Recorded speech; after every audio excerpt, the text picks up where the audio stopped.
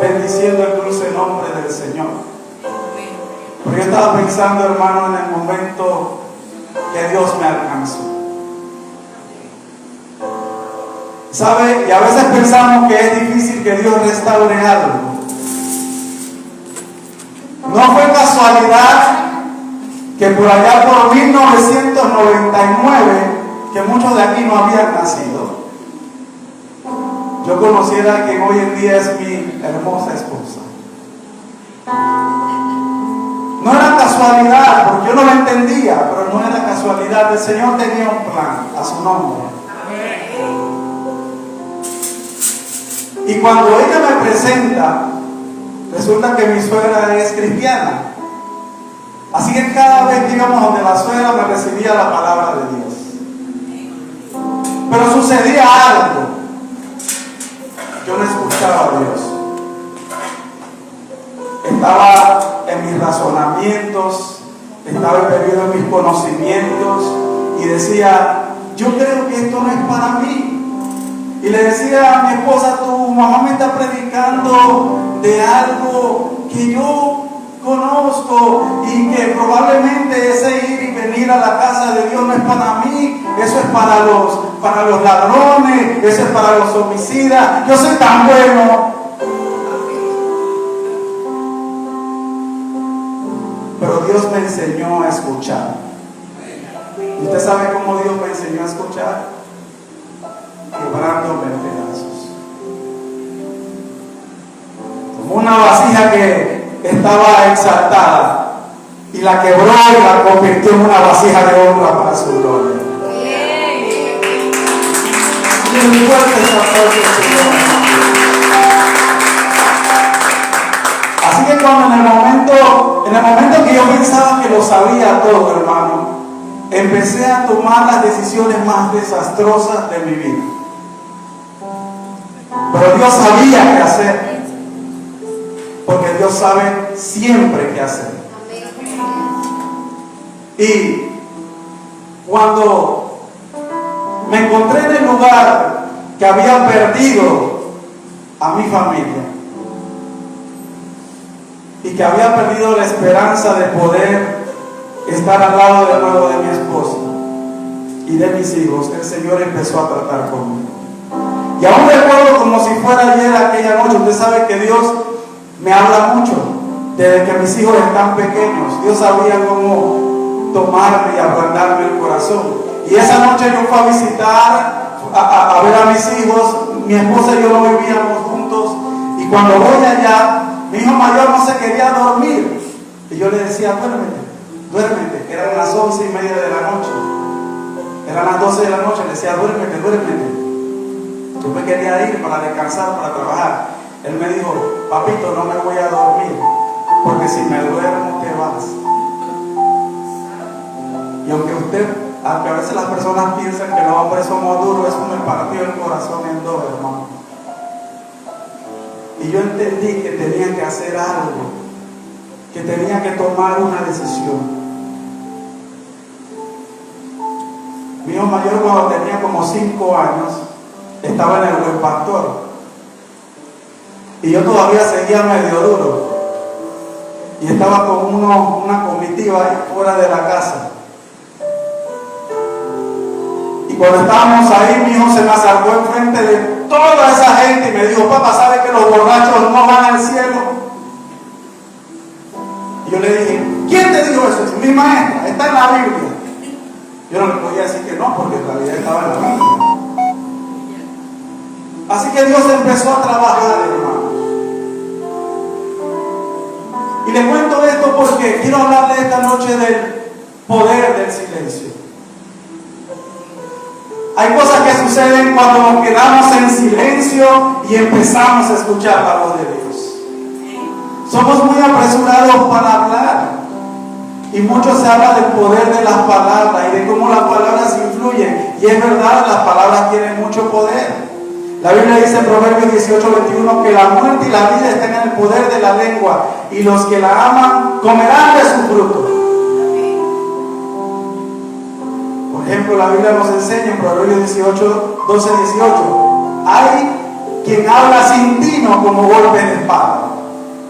¿Usted conoce a alguien que habla así? Sin tino. Allá va. Pero la lengua de los sabios sana. Las cosas que hablamos pueden perjudicarnos no solamente a nosotros, sino también a otros. Y hay un poder que necesitamos experimentar cada día como iglesia, y es el poder de guardar silencio. Santiago 3 nos habla mucho de la lengua. Santiago 3 nos dice que aquel que es capaz de refrenar su lengua, también es capaz de refrenar el cuerpo. Y dice que todos en algún momento ofendemos, que si alguien ofende, este es varón perfecto. ¿Quién en su vida no ha ofendido aquí? Si levanta la mano, le voy a decir que es mentira. Todos hemos ofendido en algún momento. Pero eso no significa que Dios no nos dé la herramienta o el recurso para cambiar nuestra mentalidad. Ahí mismo en Santiago 3 hay un versículo que me gusta mucho. Yo no voy a predicar de Santiago, pero lo estoy haciendo para tratar de buscar el punto en que entendamos que el silencio es poderoso, es beneficioso para nuestras vidas. En el versículo 13 de Santiago 3 dice que el hombre que es sabio y prudente se muestra por la buena conducta de sus obras en sabia mansedumbre. Yo leí ese texto una vez y se me quedó en la mente. Porque hoy en día muchos se presentan como sabios. Y Dios quiere que haya una coherencia entre lo que sabemos y practicamos en nuestras vidas. No es necesario que usted llegue a viejo para ser sabio. Pues la Biblia le dice al joven que el hijo que escucha el consejo de su padre es sabio. Digan amén los jóvenes. El hijo que escucha a su madre, que escucha a su padre, es un hijo sabio. Porque ese padre siempre va a desear el bien para él, para ella. Así que no se necesita llegar a viejo para ser sabio. Podemos ser sabios por medio de la palabra de Dios. Y cuando este texto se narra, bendito sea el Señor, y habla de la mansedumbre, habla de un fruto que concede Dios por medio de su Espíritu Santo. Usted lo conoce, son frutos del Espíritu Santo, de lo que nos habla en Gálatas 5. Y esa mansedumbre está allí. Estaba buscando la definición y encontré que esta mansedumbre es una cualidad espiritual de paciente, subraya esa palabra, de paciente sumisión a Dios. Paciente sumisión ¿a quién? A Dios. Una persona mansa, y ya verá por qué vamos a entrar en el libro de Job, porque una persona mansa es una persona que no se resiente ante la adversidad. Es una persona que acepta el sabio y amoroso propósito de Dios a su nombre. Yo, este principio de año me he deleitado mucho en el libro de Job. Es un libro muy hermoso y yo pienso que todo creyente debería leerlo por lo menos una vez al año. Porque tenemos esta particularidad de querer darle una explicación a todo lo que ocurre. Esto por la curiosidad del ser humano. La curiosidad no está mal, porque la curiosidad enriquece el conocimiento. Pero tenemos que entender, como le dijo alguna vez Charles Spurgeon a una persona que le hizo una pregunta, él le contestó: deberíamos entender que a veces hay respuestas que no vamos a tener. Así que el libro de Job ilustra claramente algunas afirmaciones. La primera de ellas es que a los cristianos también nos pasan cosas malas. La Biblia dice que Job era un hombre recto, perfecto, temeroso de Dios, apartado del mal, pero le pasaron cosas malas. ¿Y por qué le estoy diciendo esto, hermano? Porque estamos viviendo una época de cristianismo ligero. El Señor te va a dar, el Señor te va a bendecir, el Señor te va a llevar la cuenta, el Señor. Y condicionamos a Dios como si conociéramos cómo va a trabajar Dios con esa persona. No como mal es el resultado de la desobediencia. Job no era desobediente, era obediente. Y por eso Dios le dijo al diablo: ¿no has considerado a mi siervo Job? Decía mi pastor, ese era el campeón de Dios.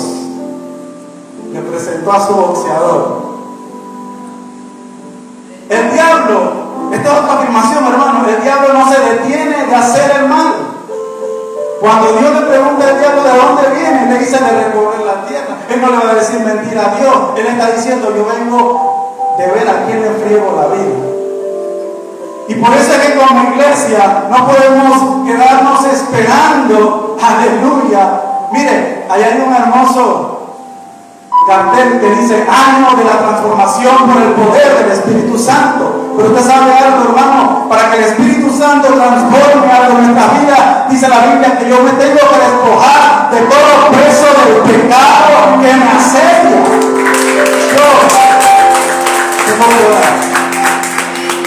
Tengo que buscar a Dios. A veces cuando yo paso mucho tiempo ahí en la red y en el televisor, me reprendo a mí mismo y digo: oye, ¿qué? Hemos perdido el tiempo hoy.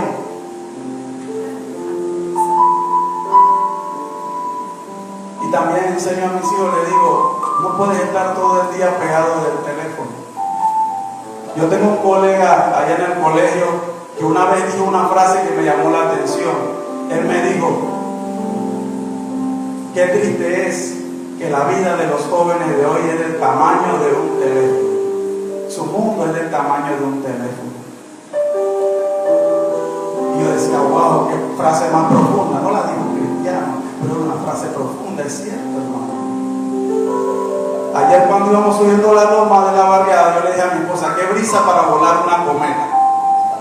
Voy a ver si hago una cometa y me voy por ese cerro allá atrás a volar cometa. Y ella me dice: a los muchachos que vuelan cometa.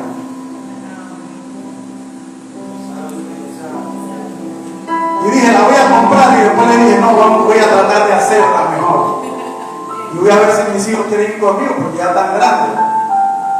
Y ya ahora están en otros niveles, ¿no? Yo le gusta el deporte y, bueno, yo no soy muy deportista. Tanto puede sufrir quien padece un mal como la persona a quien le ama. La esposa de Job sufrió, hermano. Mire, yo no critico a la esposa de Job, porque ella estaba viendo el sufrimiento de su esposo. Y ella en ese sufrimiento y en la pérdida de sus hijos le dice: maldice a tu Dios ahora mismo y muérete.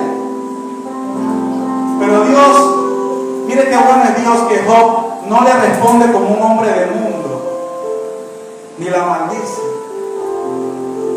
Le dice: ¿te pareces una de esas mujeres que no tienen temor de Dios? Y la hace reflexionar. Hay consejeros, hermanos, que matan la fe. Esa es otra afirmación. Elifaz, Bildad y Zophar. Todo estuvo bien con ellos apenas que abrieron la boca. ¿Sí? Eran buenos amigos, porque venían de tierras lejanas a ver a Job. No crean que estaban a la vuelta de la esquina. Estaban de tierra lejana, y cuando se enteraron lo que pasó con su amigo, dejaron todo lo que estaba haciendo para ir donde su amigo. Oh, usted no quiere amigos así que tengan en otro país y le digan: la hermana Uri está pasando por un momento muy difícil, y dejen su país y se vengan y digan: hermana, estamos aquí contigo. Y no solamente eso, sino que dice la Biblia que se metieron con Job en medio de la ceniza. ¿Usted sabe dónde estaba Job? Estaba en un lugar donde se tiraba la basura. lo inmundo, lo que no servía, los desperdicios, porque tenía una enfermedad que muchos decían, bueno, se nos puede pegar a nosotros. Ese era el lugar donde estaba Job, y sus amigos se metieron ahí con él, y todo estaba bien. Pero decidieron opinar. Que Dios nos ayude, diga, ayúdame Dios. Yo no voy a terminar de que ahora no, eso no. Ayúdame Dios a ser sabio al hablar, a practicar el poder del silencio. Mire, cuando la gente está pasando vicisitudes, a veces usted va con un texto bíblico y ellos el texto bíblico ni fue, hermano. ¿Usted sabía eso? Está pasando un momento tan difícil y nosotros creemos que dándole ese texto resolvimos todo. Santo Dios. Así que estaban ahí sus tres amigos con su teología, que no era que no conocían de Dios, pero era una teología mal fundamentada. Y esa teología puede ser de perdición para el que oye y de juicio para el que le enseña. ¿Usted sabe por qué digo de juicio? Porque al final, cuando Dios le responde a Job desde el torbellino, a ellos también les habla, le dice Elifaz, ven y busca una ofrenda para que te limpie y para que mi siervo ore por ti. Porque había hablado cosas que Dios no le había mandado hablar. Y hay otra afirmación aquí, hermano, es la más importante. Dios es soberano. Y no hay nadie tan entendido de la soberanía de Dios en este libro como Job. Job entendió que ante la soberanía de Dios lo mejor que podemos hacer es guardar silencio y no intentar dar explicaciones a todo. ¿Cuántos saben que el Señor está por venir?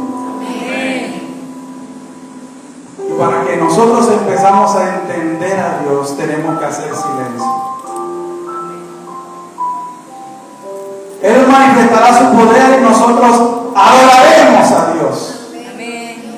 Usted vio la cosa maravillosa y hermosa que pasó allá en Kentucky, en el estado de Kentucky, Estados Unidos, en la universidad de, yo no sé si es Hasbury, yo no sé, es algo por ahí. El 14 de febrero se reunieron algunos jóvenes en un lugar del campus, en una pequeña reunión. El 14 de febrero. Yo no vi la noticia hoy, pero hasta el día de ayer estaban las multitudes en diferentes lugares de la facultad adorando a Dios. Nadie presidía, nadie dirigía, nadie daba una palabra. Solamente la gente está ahí adorando el santo nombre del Señor, dándole gracias a Dios. Y hay otras universidades que ahorita se quieren unir. Dice, queremos hacer lo mismo. El Señor está por venir, amén. Pero tenemos que estar preparados para escuchar lo que Él quiere decir. Que no haya lugar para conjeturas. El pastor me dijo un mensaje rápido. Yo voy a tratar de meterle el intro, pastor. Pero quiero decirle que tengo 1, 2, 3, como 6 textos bíblicos de referencia, pero lo voy a leer uno. Los otros se los voy a dictar para que usted lo busque, pero yo le recomiendo leerse todo el libro de Job. Y yo no sé por qué la gente dice que ahora ve las novelas con Biblia. Dice mi esposa tiene una amiga que dice que ahora ya ve la novela pero entonces la ve mal. Porque ella pensaba que el José era el marido de María. Y mi esposa le dijo, no, ese no es el José de la novela que usted está viendo. Ese José es el del Antiguo Testamento. Ella le explicó. Dice, sí. Nosotros no necesitamos eso, amén. Porque nos podemos deleitar en su palabra. Job, el primero de esos textos es Job 38, del 1 al 3. Entonces respondió Jehová a Job desde un torbellino y dijo, ¿quién es este que oscurece el consejo con palabras sin sabiduría? Ahora ciñe como varón tus lomos, yo te preguntaré y tú me contestarás. Cuando Dios le habla a Job, interrumpe la conversación del último de los que hablaba con él, de Eliú. Muchos habían hablado de lo que probablemente Job estaba pasando. Elifaz le dio su punto de vista. Bildad también. Y Sofar también. Pero ninguno de ellos sabía lo que realmente estaba pasando con Job. Algunos le acusaron de tener pecados ocultos. Y eso hería el corazón de Job. Y Dios le hace una pregunta. Ahora, a mí me gusta la respuesta que le da Job. Capítulo 40, versículo 1. Además respondió Jehová a Job: ¿es sabiduría contender con el omnipotente? El que disputa con Dios responda esto. Entonces Job responde a Jehová y dice: he aquí yo soy vil, y te responderé. Mi mano pongo sobre mi boca. Una vez hablé, mas no responderé. Aún 2 veces, mas no volveré a hablar. Respondió Jehová desde el torbellino y dijo: síguete ahora como varón tus lomos. Yo te preguntaré y tú me responderás. Yo voy a saltarme el resto de los textos. Si usted quiere puede leer todos los capítulos que siguen y verá esa hermosa conversación entre Dios y Job. Pero me gustaría entrar en el primer punto. El versículo 4 del capítulo 40 nos enseña que en el silencio reconoceremos nuestros límites y debilidades. ¿Cuál es el gran problema que tenemos para reconocer los límites que tenemos? Siempre queremos tener una respuesta. Siempre creemos saberlo todo. Y es absurdo pensar que vamos a tener siempre una solución a todos los problemas, hermano. O que vamos a tener las fuerzas para resolver cualquier adversidad. Si fuese así, entonces Dios no hubiera entregado a su unigénito para salvarnos. Si fuese así, entonces no nos hubiese dejado al Consolador. Pero la verdad es que no podemos. No podemos. Job y sus amigos tal vez adelantaron algunas opiniones de la situación que estaba pasando Job. Así como en un momento de dolor probablemente la esposa de Job se convirtió en una mala consejera a causa del dolor y de la tristeza. Pero muchos de nosotros también hemos resultado en situaciones difíciles cuando no dejamos que el Espíritu Santo nos guíe a su nombre. Luego, ¿sabe? ¿Cuántos aquí se han equivocado porque no han oído al Espíritu Santo? Y después que nos equivocamos, como queremos lucir así muy espirituales, decimos: yo tengo fe. Y Dios a veces nos contesta: yo no te mandé. Pero como Dios es tan bueno con nosotros, extiende su mano de misericordia sobre nuestras vidas. ¿Sabe, hermano? Las mayores bendiciones en mi vida las empecé a ver cuando entendí que solo no puedo.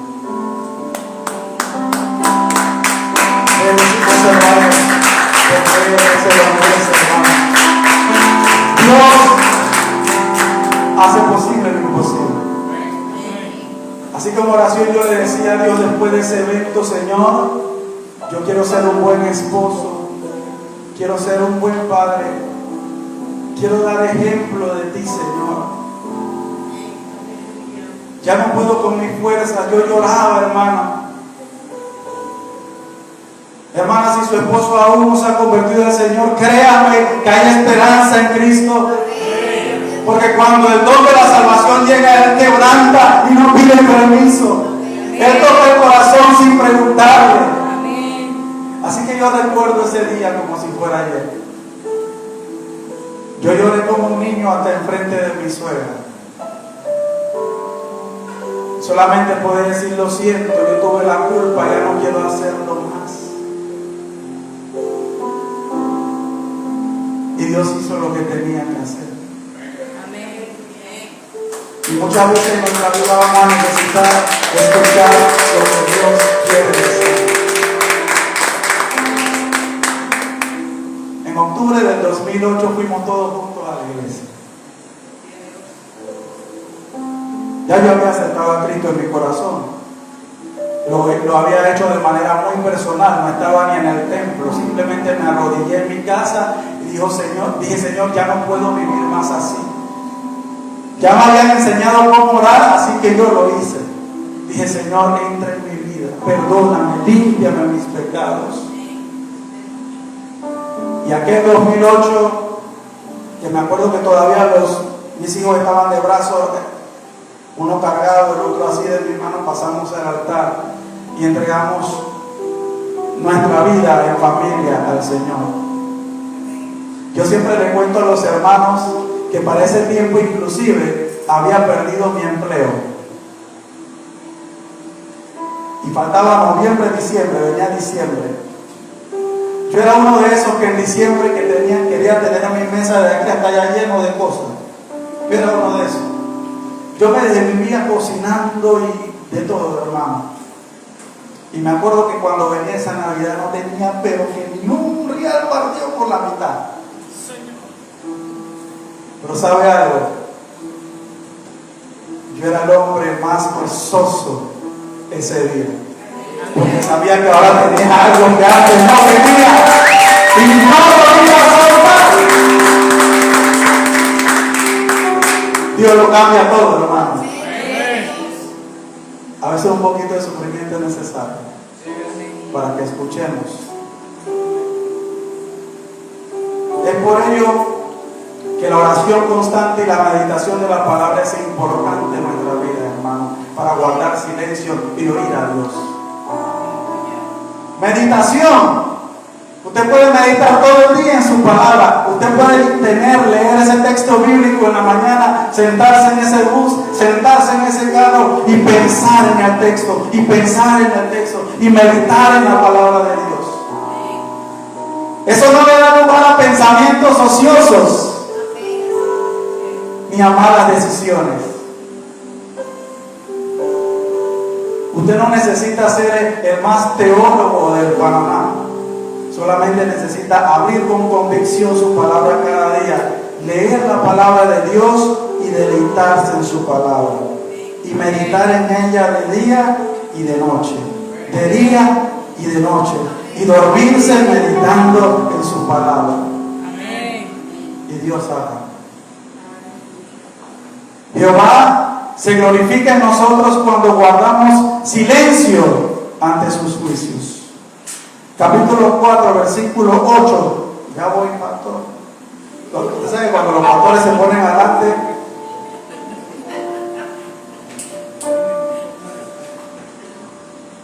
Versículo 8.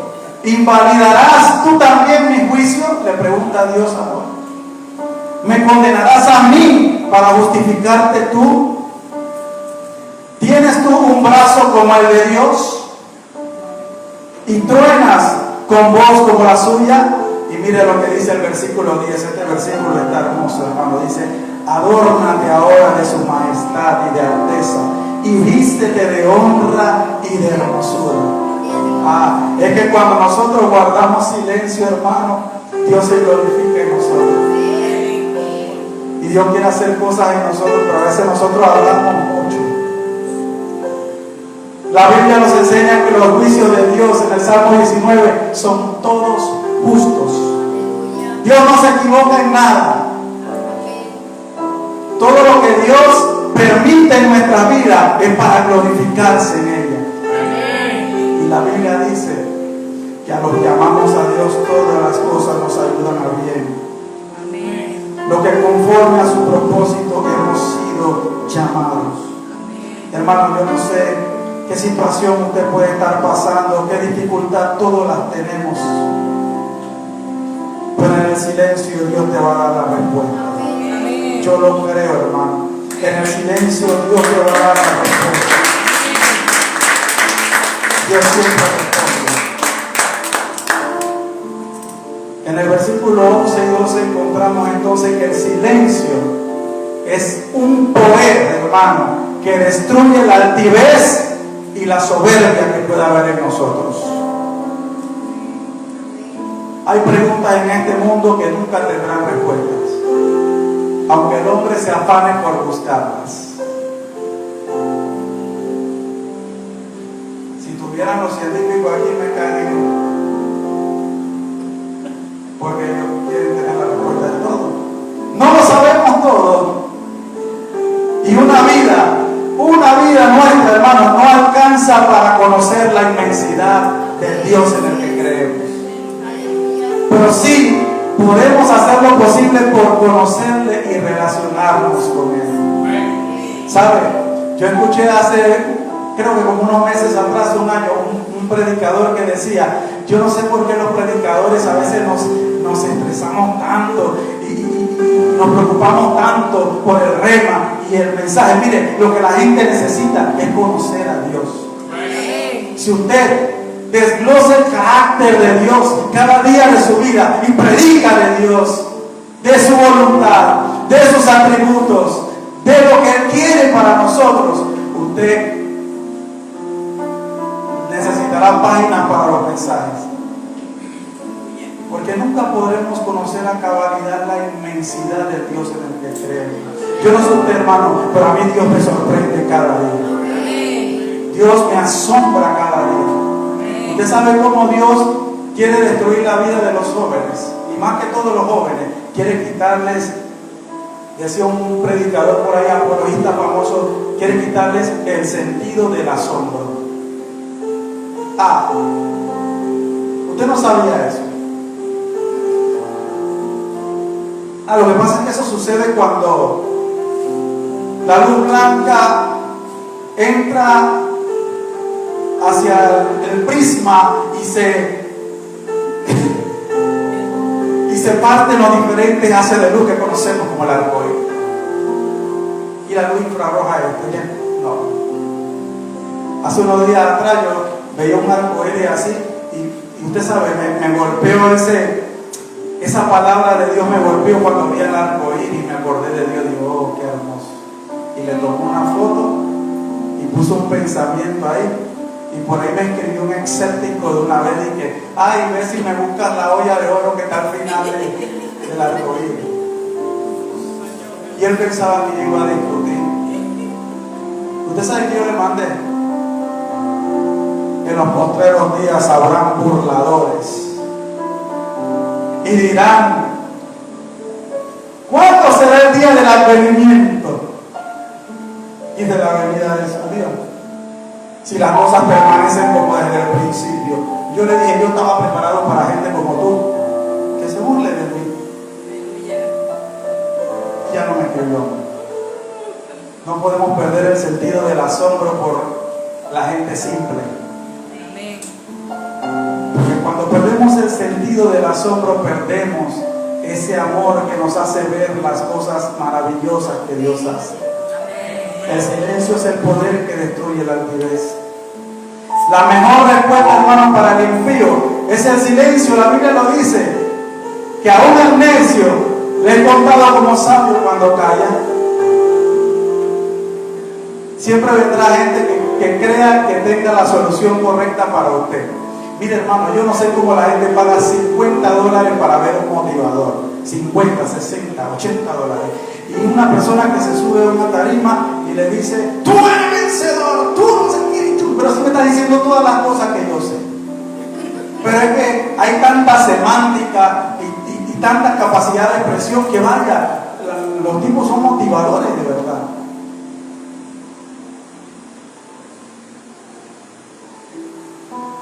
Pero usted no necesita eso, amén. Dios nos dice siempre con anticipación, hermanos, que habrá vituperios, que habrá burlas causadas por aquello en que usted cree. No se sorprenda. ¿Cuántos en algún momento han defendido su fe y se han molestado porque han mancillado su fe?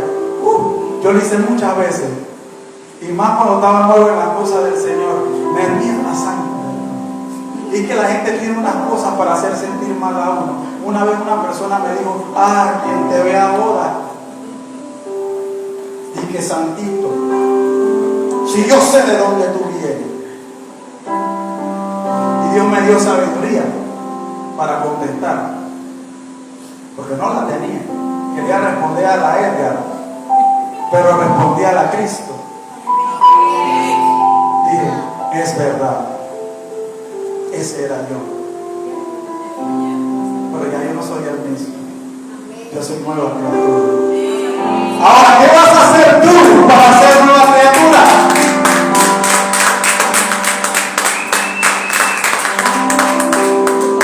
Hermano, hay que responder al necio conforme a su necedad. No gaste el tiempo. La Biblia nos da allá en Romanos 10, 20 y Proverbios 25, 21, 22 una píldora. Dice que si alguien nos hace mal, entonces nosotros le demos de beber. Si el enemigo te hace mal, bueno, dale de comer. Si hay alguien que te afrenta, dale de beber. Porque ascuas de fuego amontonará sobre sus cabezas. Eso es, quedarán avergonzados. La mejor manera con que usted puede defender su fe, hermano, es con mansedumbre. Por eso la Biblia lo dice en 1 Pedro 3:15, que debemos estar preparados para presentar defensa con las garras, con los golpes, con los gritos. No, a preparar defensa con mansedumbre para aquel que nos pida razón de la esperanza por la que vivimos. La mejor apologética que usted puede tener es la disciplina de la defensa de la fe. ¿Usted sabe cuál es? El amor, la mansedumbre, la de Cristo. Oh, perdónalo, Señor, porque no saben lo que es. Hermano, yo sé que esta palabra no es sencilla. Para mí tampoco lo fue. Yo me levanté y tomé un par de vasos de agua y me sentaba de nuevo porque decía: Señor, esto que me está diciendo está muy difícil. Esto es un reto que tú me estás dando ahorita. Porque el gran problema, hermano, del predicador es que cuando se baja de aquí, lo primero que hace Satanás, créalo, es decir: el manso, ahora yo te voy a probar tu mansedumbre. No, lo está haciendo desde la tarde, porque no llegaba el Uber Ciudad Bolívar. Yo quería llegar a tiempo a la casa. Y llegó el Metrobús. Hermano, salgo todos los días sin mascarilla ni nada. Ya, yo no sé. Y el Metrobús no me dejó subir. Dijo: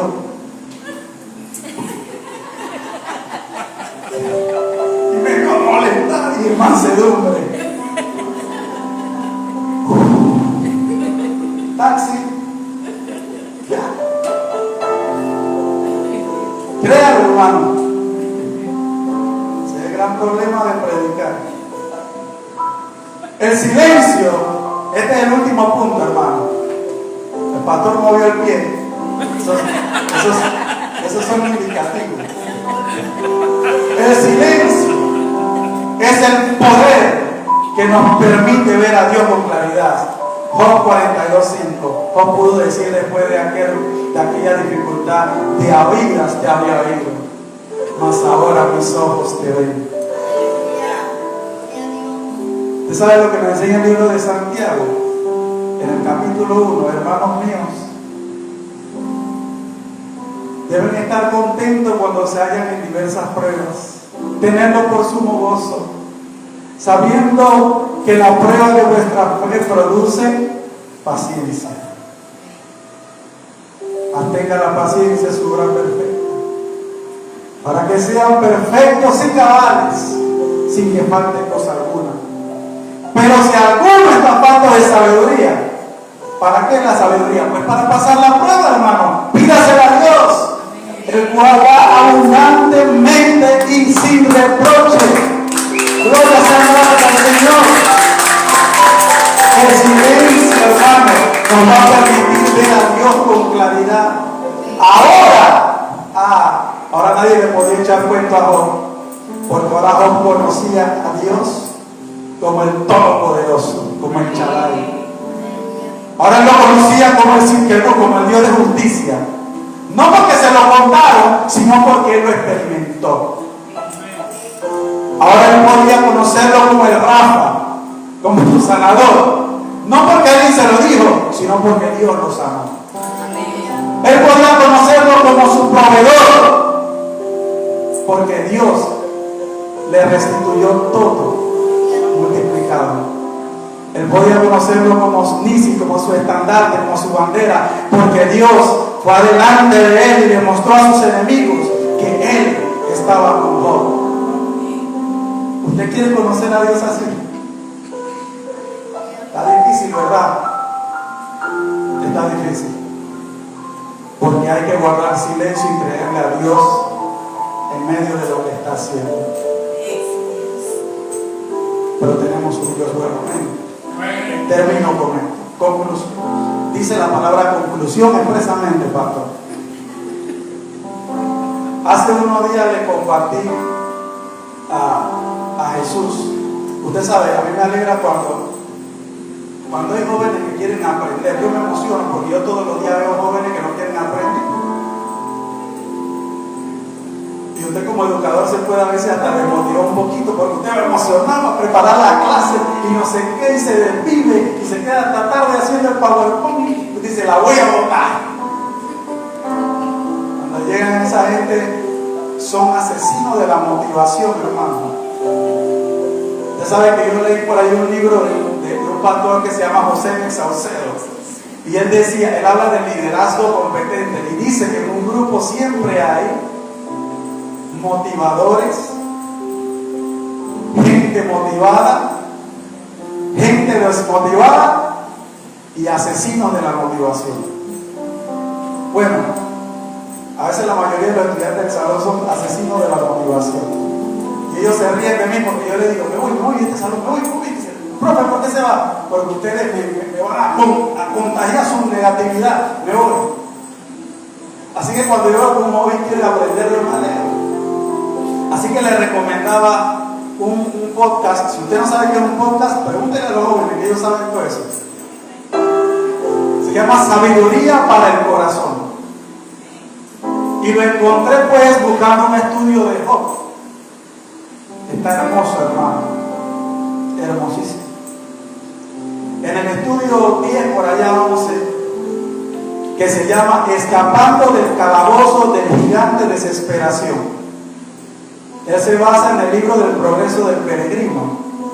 Y habla de aquel momento en que estamos en un calabozo de duda. Y hay un gigante que se llama desesperación que no nos deja salir.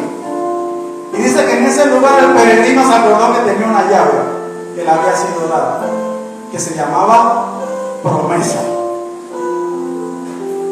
Y él la usó para salir. Y basado en esto, ellos comparten 5 promesas que como creyentes nunca debemos olvidar en medio del silencio, hermano, en medio de la dificultad. Yo le voy a compartir esto y listo. Hebreos 13:5. En momentos que pensemos que Dios no está, recordemos que Dios promete estar siempre con nosotros. Esa es una promesa de Dios. Primera de Pedro 5:7. En el momento en que dudemos del cuidado divino, recordemos que Él siempre cuida de nosotros, hermano. Siempre cuida de nosotros.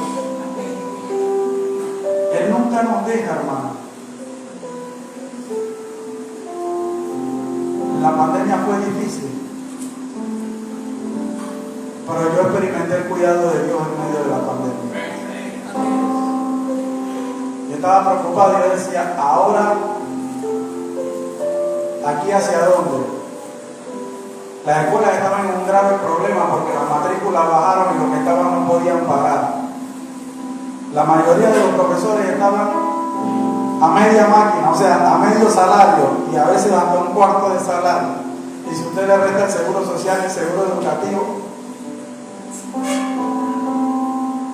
pero vive Jehová en cuya presencia estoy, hermano, que nunca nos acostamos un día sin comer. Dios tuvo cuidado de nosotros. Salmo 18:30, en situaciones que pensamos que tenemos una mejor idea que la de Dios, recordemos que Dios sabe qué es lo mejor para nosotros. En momentos en que creamos, Salmo 69, 32, 33, que nadie nos escucha, recordemos que Dios nos escucha. Quiero terminar con esto, hermano.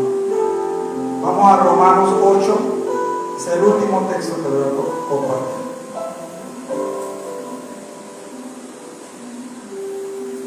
Romanos 8, 38.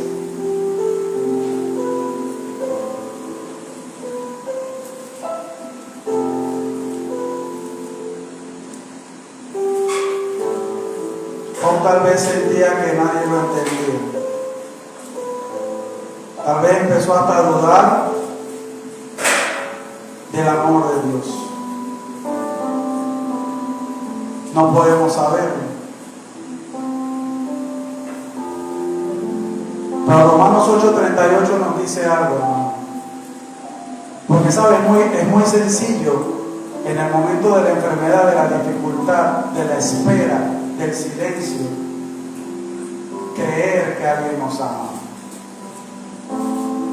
Y no hay nada más terrible para un ser humano que el no sentirse amado.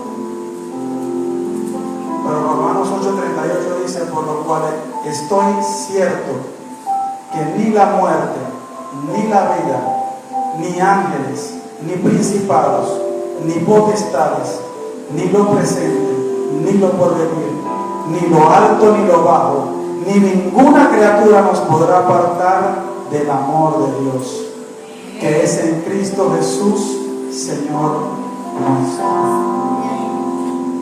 Ahí en el silencio podemos meditar en el gran amor que Dios tiene con nosotros.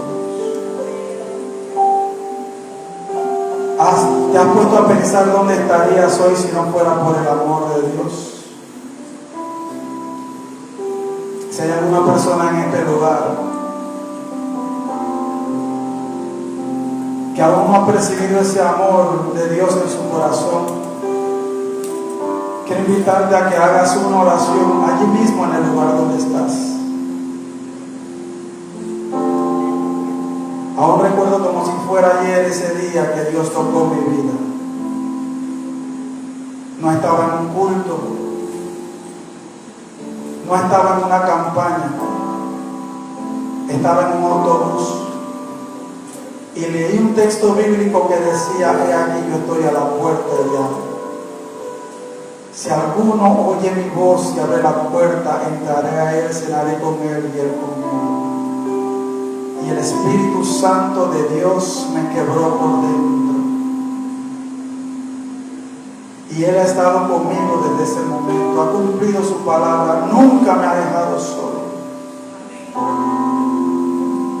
Así que puedes hacer esta oración desde el lugar en donde estás. Padre, yo te presento mi vida, imperfecta como es, lleno de miedos, lleno de dudas. Padre, un día me levanto y al día siguiente te fallo nuevamente. Pero tu palabra dice que tu amor cubre multitudes de pecados.